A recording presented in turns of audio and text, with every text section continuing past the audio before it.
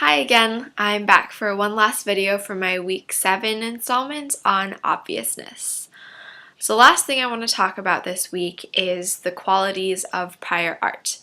As I mentioned before, in order to show that something is obvious, you need multiple instances of prior art, and to show that a person of ordinary skill in the given art can easily come up with this idea given these other instances of prior art.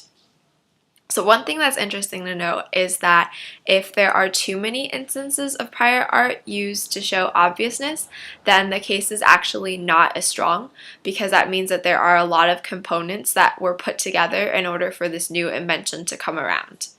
And therefore, it's actually less obvious when there are too many instances of prior art used. Another thing I found interesting was there's actually this article in Patently.O that I read about a pharmaceutical drug that helps treat skin conditions. And this particular case actually settled some issues with obviousness. There are a few of them, so if you're interested, you should definitely read the article. I'll link it in the comments below.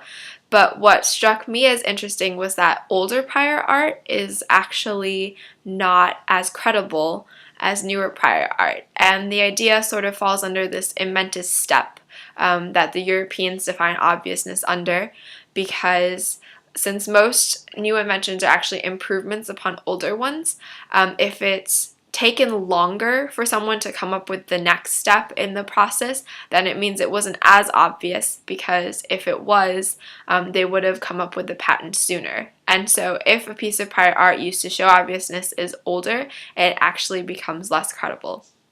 I think it's interesting that showing obviousness depends on various forms of prior art, and that certain pieces of prior art are actually less credible than others.